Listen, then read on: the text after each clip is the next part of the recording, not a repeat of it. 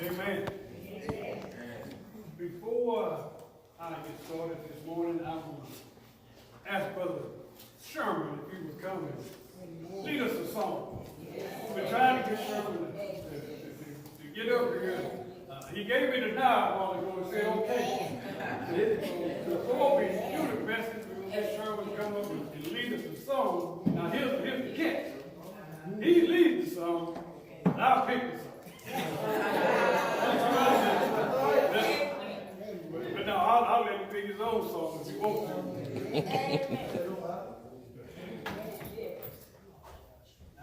Sing that one? Which one? 957. I know he can sing it. He can sing it. This world is not my home.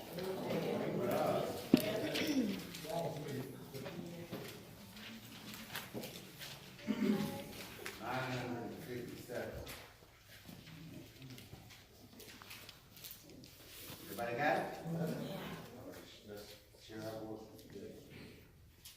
This world is not my home. I'm just a passing through. My treasures are laid up somewhere beyond the blue. The angels beckon me from heaven's open door, and I can't feel at home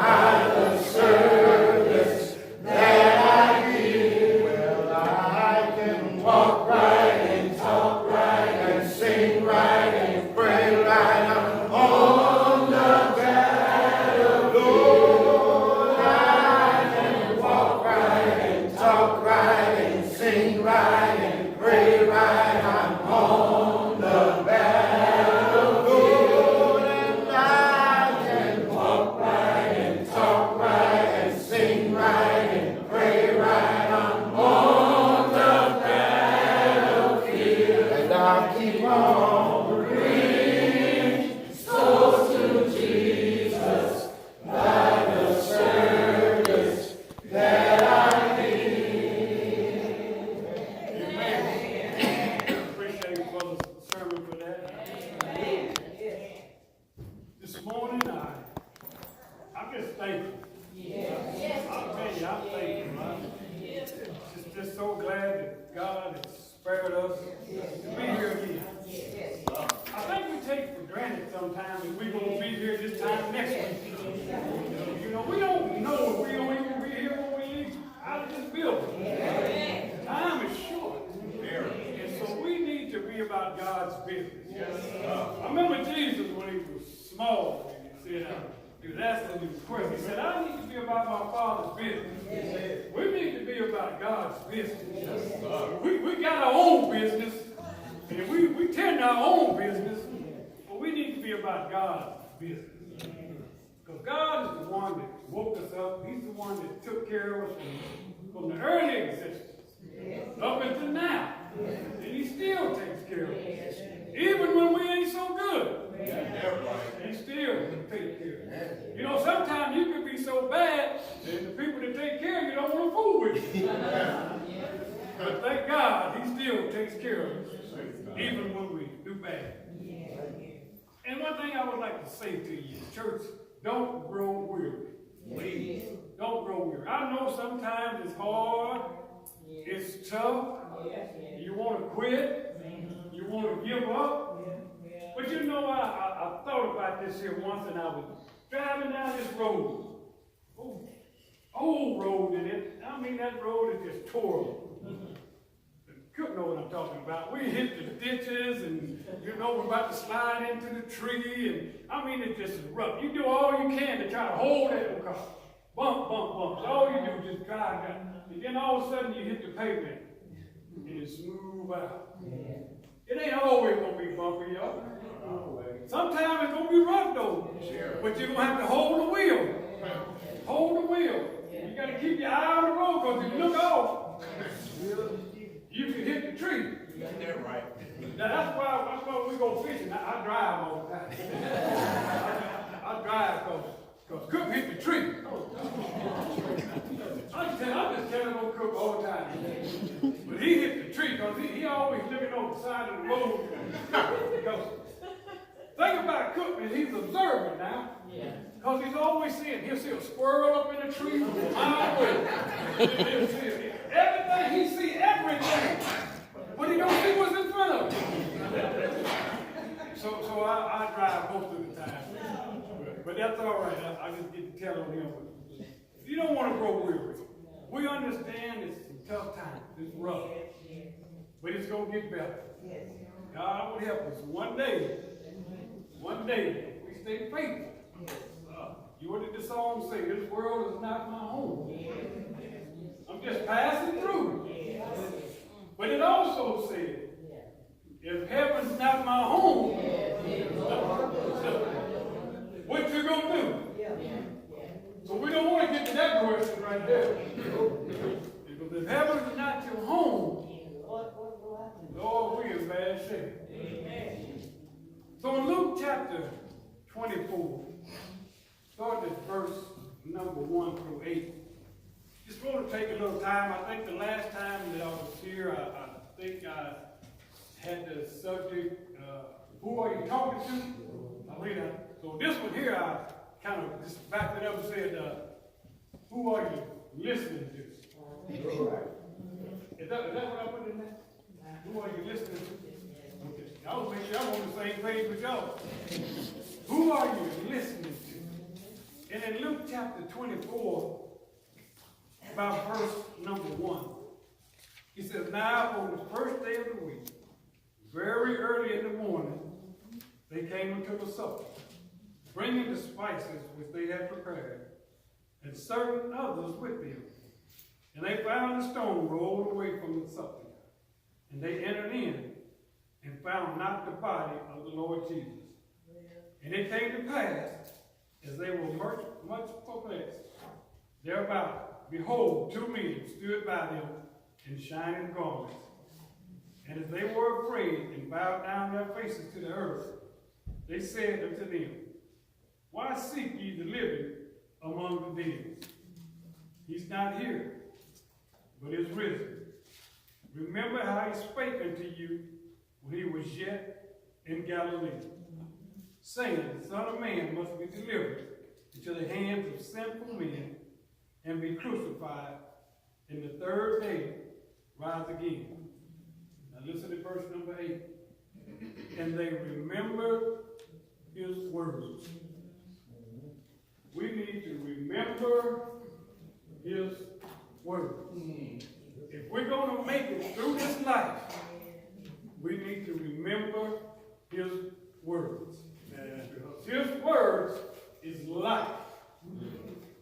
Because when Jesus speaks and we listen and we obey, we can have life, and then heaven can be our home. But they remembered his words. God, in the beginning of creation, when he created man, he gave man a body and a soul. And not only that, you know what else he put in man? He gave him a mind. He gave him a mind. God knew that we needed a mind. And in that mind, you know what he placed in that mind? A memory. We have a memory. Wouldn't it be sad if you didn't have a memory? I know some of them don't have much of a memory left.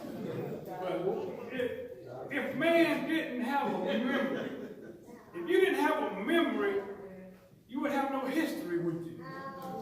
You couldn't have to remember of being with loved ones, and if couldn't you remember tomorrow? Yesterday, if you didn't have a memory. So God gave us a memory so that we could remember his word.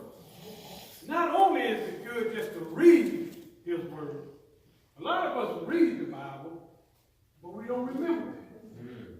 We read it, but we don't remember it. We have to start to remember his word. That's what God placed in us a mind. Because the way that we worship God is with our mind. We don't worship God with our hands and with our feet. We worship God with our mind, in spirit and in truth. So if we had no memory, it would be a sad day, wouldn't it? Not only that, but God gave us a mind, and he gave each and every one of us our own mind. So my mind, Brother Simpson's mind, Brother Syrus' mind is different. We don't all have the same mind. And you know what else God did when he gave us that mind? God did not usurp authority over our mind. He didn't take authority over your mind and my mind. God said, whosoever will, let him come. He gave us all our own mind to make our own decisions. He didn't say, well, I'm going to make you do this. I'm going to make you do that. No, he gave us a mind and we make our own decisions. So we need to be careful about when we watch TV. When you listen to TV and you hear all of these evangelists, so-called, telling you all of these different things, right? You need to remember his words, not what somebody else is telling you. Man will tell you all different kind of things. And if you're just listening to man, you can get yourself in trouble. Right? Listen to God's words. Remember his words. Remember, there's two sources of authority on earth. One source of authority is heaven. The other one is man. But God said it's better to obey God rather than man. Because man will come up with all kinds of things and have you lost. We saw that this morning in Bible class, didn't we? Man trying to make his own place of worship, getting his own priest, doing his own thing. But it ain't what God said. So is it from heaven or is it from man? What have you obeyed? Is it from heaven or is it from man? You need to examine yourselves. If you're in a denomination, you need to find out what you obey. Where did it come from? Heaven or from man? If you can't find it in the Bible, it must have came from man. In the Bible, God lays out for us the plan of salvation. He didn't leave out anything that pertains to life. But now, there will be some that will tell you different ways to be saved. Different ways to worship God. And there will be some that will tell you just do whatever you want to do. And you're going to be all right. If you would, look for me in Luke chapter 20. And about verse number 1. I'll show you something. In Luke chapter 20. It said that it came to pass that on one of those days that he taught the people in the temple and preached the gospel. The chief priests and the scribes came up with him with the elders, spake unto him, saying, Tell us, by what authority dost thou do these things? Or who is he that gives this authority? He said, now tell us, where do you get the authority to do what you're doing? They talking to Jesus. And tell us, who is it that gives you this authority? And he answered and said unto them, watch Jesus. Jesus said, look here, I'm not even going to answer your question. You don't even know who you're talking to. He said, but I'll tell you what I'm going to do. I'm going to ask you a question. He said, now, and I want you to answer me too. That's what he said. He said, I will also ask you one thing and answer me. See, Jesus telling you, answer me. He said, the baptism of John, was it from heaven or was it from me? So here we go. Two sources. Heaven or from men. And so now they got to answer Jesus. You know, they came up with their little question. And now, and watch what they done. They said that they reasoned with themselves, saying, if we say from heaven, he will say, why then believe ye him not? So if you say the baptism is from heaven, why don't you believe it? So now they got to figure this thing out. What do we tell them? And so they get together, and now they said, but if we say of men, all the people will stone us. Because everybody said God's a prophet. So if we say that it's from men and not heaven, they're going to stone us. So now they stuck in the middle. They don't know what to say. And they answered that they could not tell whence it was. They knew where it was from, but they had got caught. And they couldn't answer. So they told him, we don't know where it comes from. So did it come from heaven or did it come from men? There's things going around now with the church. And not just denominations. We get caught up with denominations and problems. But there's things happening in the Church of Christ. And there's one, and I watched the debate the other day, and there's a really big problem growing now with musical instruments in the church. And there are some prominent speakers and some prominent preachers that's beginning to advocate for musical instruments in the church. Is it from heaven? Or is it from men?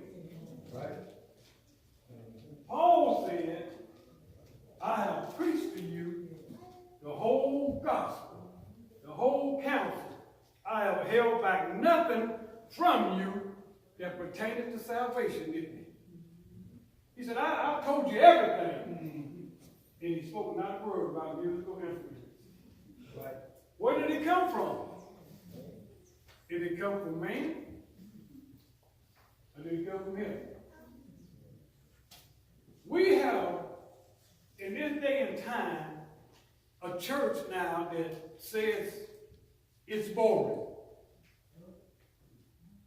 Y'all know what I'm talking about. Right. Don't know that. Don't start. I've heard it. We bored. We don't do nothing. Everybody just sit. We don't even clap. We bored. Why are you bored? If you're bored, and you must have saw something else somewhere else. So you see the other churches, you see the denominations with the praise dancers. You see the tambourines and the drums and the strings playing, and it sounds good to you. So now I'm bored. Why don't we do it? Why don't we do that? Not only denominations, but it's creeping into the church. Why? Because we want to be entertained. We don't want to be bored. We come for entertainment. The book says, remember his words, not his entertainment. Jesus didn't entertain anybody. Nobody.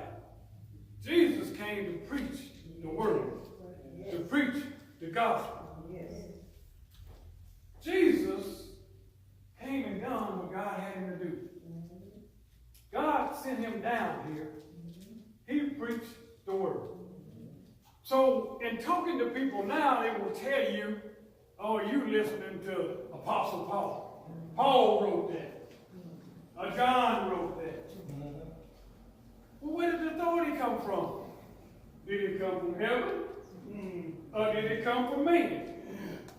Jesus gave the apostles the authority. Look at John chapter 17, if you would. John 17, if you would get over there real quick. John 17 and about, I'm starting at about verse 4. I want you to watch this here. Jesus said, I have glorified thee on earth. I have finished the work which thou gavest me to do. Before I go any further, let's go answer one question for you right here. The question of Jesus coming back to earth and setting up his kingdom on earth is not going to happen. It's not going to happen. So if you believe that, you need to find out who you've been listening to. Because it ain't going to happen. Jesus said, what did he say? I have finished the work that you gave me to do. Jesus said, I don't need to go back. I've already finished what you told me to do. Why I need to go back and set up something else? You saying I didn't finish my work? He just said, I have finished the work that you gave me to do. And now, O Father, glorify thou me with thine own self, with the glory which I had with thee before the world was. I have manifested thy name unto the men which thou gavest me out of the world. Thine as they were, thou gavest them me, and they have kept what? Thy word. God gave the word to Jesus. Jesus gave the word to the apostles. So the apostles kept Jesus' word. So if the apostles said, where did they get their authority from? Man or from heaven? They got it from Jesus. That's the chain of command that comes down, and the apostles give it to us. That's why we preach so much about the apostles' doctrine. That we stand in the apostles' doctrine. On the day of Pentecost, when they were all there and 3,000 were saved, after that they said they continued steadfastly in the apostles' doctrine. But now we have men writing their own doctrine, and they're not apostles. We know they're not apostles because the last apostle has died. He's gone. But they are saying and claiming to be apostles. Be careful who you're listening to. People will tell you all sorts of things. Stop listening to people about the creation of the world. People telling you that you came from a monkey. Telling you that you evolved in all of these crazy things. Stop listening to these people. We have this theory of evolution. How we evolved and did all of these crazy things that man is. When man can't explain something, he comes up with a theory. And his theory is that we came from a monkey. But don't listen to it. If you want to know where you came from, remember his word. Go back to the Bible if you want to know where you came from. Yeah. Look at Matthew chapter 19. I'll show you something real quick. Matthew chapter 19. If you would get over there. Matthew chapter 19. And we're going to go with about verse number 4. Show you something. If you want to know where you came from, you need to read the book. Matthew chapter 19, about verse number 4. This is Jesus. Now, what Jesus was talking about right here was really about marriage. But watch this here, what he said, though. He says in verse 4, and he answered and said unto them, have you not read that he which made them at the beginning made them male and female? Jesus is saying, you want to know where you came from? Have you not read? Sometimes we read, but we don't remember. Have you not read that in the beginning, God made us? We didn't come from a monkey. God made us. And not only did God make us, but he made us male and female. I could say that for quite a while, but I'm going to keep moving. He made us male and female, which means we are different. That means a male is different than a female. Today, people will tell you a different definition. I don't put it real easy, but they got different definitions now for men and for women. And so now when they get married, two men, and they say, I pronounce you husband and wife. Okay? I don't know the difference. Because God made you male and female, and I don't see a female. That ain't no lesson. Let me keep moving. But when you're listening to people, they will tell you it's all right. And when you get enough people to follow along, they'll take it to the law. And when they take it to your politicians, and all they want to do is get elected, when they take it to your politicians, and you got enough of them, and they're saying, boy, let me count the votes up here. I can get this many votes if we say it's okay for a male and a male, a same sex to get married. Right. Then they'll go ahead and make a law and pass a law for it.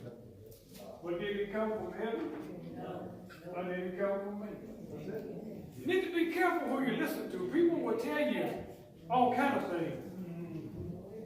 We live in a changing world. In this world, not only is it changing, but it wants to change God's word. You can't do it. I don't care how mad you get, how much you don't like it, you cannot change God's word. It did not just start. This didn't just start. Don't think this is something new. It started a long time ago. And we always wanted something different. Every time we see something, we want that. Want something different. Go back to 1 Samuel, chapter 8, and you'll see how when the people, they came to Samuel, and they told Samuel, they said, Samuel, look here, you're an old man. You know what that's saying already. You need to get out of the way anyway. You're an old man, and your sons ain't doing right. And this is what we want you to do. We want you to get us a king so that we can be like other people, other nations. That's what we do. We want some drums and some piano so we can be like other people. And Samuel was sad because of it. And he talked to God and said, God, they have rejected me. God said, no, Samuel, don't you even worry about that. He said, they rejected me. As a matter of fact, he said, Samuel, look here, that ain't even your job. That ain't even your job. Your job as a preacher is to preach my word. It ain't to satisfy the people, make the people happy. You preach what I told you to preach. And if they don't like it, well, that's on them. You preach it. So Samuel, he said, as a matter of fact, God said, you know what? Give them what they want. Give them what they want. So you can keep asking for stuff. You can ask for same-sex marriage. You can ask for abortion. You can ask for all these things. They asked for a king. God said, you know what? Give it to him. Give it to him. But you know what else he said? He said, now when you give it to him, tell him what he's going to do to him. Tell him. He said, he's going to do this to you. He's going to do that to you. He's going to take your daughter, your son. He's going to tax. He's going to do all of these things to you. And he said, then when you come crying to me, I ain't going to pay you no attention. Don't come hollering at me. This is what you wanted. This is what you asked for. So when we start griping and start hollering about what we want in the church, we want this, we want that, I'm bored, I'm this. Be careful what you ask for. Because you might just get it. And if you get it and it's not pleasing to God, don't come crying to God about it. It's too late. He didn't give it to you in the first place. You asked for it. Let me hurry up so I can get down. I know this ain't one of them real shouting-like messages, but it's what's happening in the world today. It's what's going on. When it comes to baptism, Church of Christ, we preach baptism. We preach baptism. Yeah. People are getting away from preaching baptism. They don't want to preach baptism no more. They say it's not essential. Why y'all keep preaching on baptism all the time? And you know what will happen? What will happen is when people begin to mock you and begin to do these things, then they'll come up with these scenarios. Have y'all heard these scenarios that they do? All right, there's a man on an airplane, and he's a sinner, and all of a sudden now he's obeyed the gospel, and he's repented, he's done all these things, but the plane crashed. And he didn't get to get baptized. Now, tell me baptism's important. Scenarios. They come up with these things. All of these things out of the blue to make you feel like, well, maybe. Do you remember the words? The word said, he that believeth and is baptized shall be saved. Remember the words. Don't worry about scenarios. Who knows if a bear came out the woods and grabbed it and he, I don't know. That ain't my problem. Let God deal with that. All I know is you know, he that believeth and is baptized shall be saved. That's the word right there. So, if you want to get rid of baptism, Peter said, repent and be baptized. So what you going to do with repent now? You going to get rid of repent too? Got rid of baptism? They go together. You can't get rid of them. You cannot change God's word. No matter what you want to do. He said, you have to be baptized, then you have to be baptized. All we have to do is accept it, do what God tells us, and when people tell you these other things, remember His word. Okay, I'm done. Let me extend the invitation, okay? How about that? If you're not a member of the Lord's church, somebody told you something different. Told you you could be saved in any church, anywhere. Remember God's word. It's not the church of your choice, it's the church of Jesus' church. Jesus chose the one. And if you're not a member of that church, the way that you become a member of it, you have to hear God's word. We've been talking about it all morning. Hear His word. And once you hear His words, He gave you this mind that we talked about. This mind is that now you either believe it or you don't. Yeah. And if you believe God's word, then that's something you got to do now. Now you have to repent. And look, I don't want to, if I'm doing wrong, I don't want to live like that, I don't want to do like that no more. I'm changed, I want to live and do right. Repent of your sin. And then you have to confess that Jesus is the Son of God. You confess that He's the Son of God, and He'll confess you before His Father in heaven. Then you have to be willing to be baptized. Baptism will put you into Christ. You ask Paul, why carriest thou? Arise, be baptized, and wash away your sins. You can't talk them away. You got to have them washed away. Wash away your sins. And then He'll put you in the church. God is the one that adds you to the church. We can't add you. We don't have that authority. Is it from heaven or from men? Men don't have that authority. But God can add you to the church. And you remain faithful. And when you die, remember this world is not your home. You go to heaven. You can do that now as we stand and sing the song.